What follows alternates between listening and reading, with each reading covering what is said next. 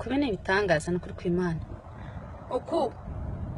abagabo bacu ni batazoza batujana tuzajanwa nande Happy Mother's Day zaziba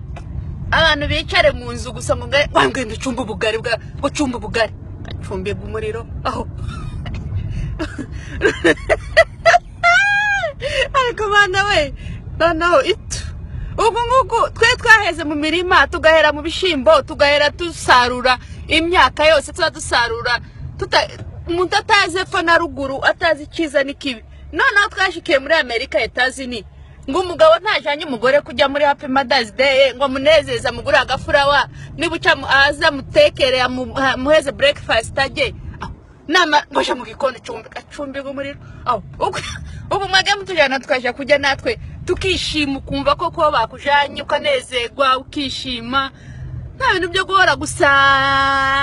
ngo ntacyo ngo nta nibyuzi utabimenye kubera iki nutanezeza umugore wawe uzamunezeza ryari umugore azumva ko iwe yanezerewe ryari azumva ko hari ikintu kiza umugabo mukorera ryari Mother's Day biharirimbwa n'amaradiyo n'amateleviziyo n'ibiki byose ariko ngo muzamutujana kujya ngo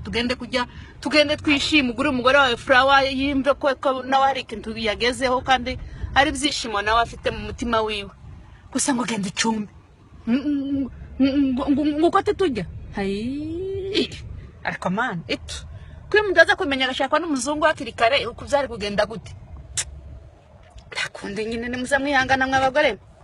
aho mugume mumererwe neza ntakundi muzamwihangana nyine nuko niko twashatswe nuko nyine niko bwoko bwacu bumeze ariko tugomba kuzabisubiramo kandi nibinanirana tubijane muri leta tubiburanire sawa ngaho mugume mwisure ntakundi nyine nuko ahubwo none abantu bari basuye ahubwo nyine ngo bazaje guhinga ibishimbo banasarure bigira inzira umugore aze asana n'ingegera na mayibobo sawa bye mwabagore nukuri Happy Mother's Day mwese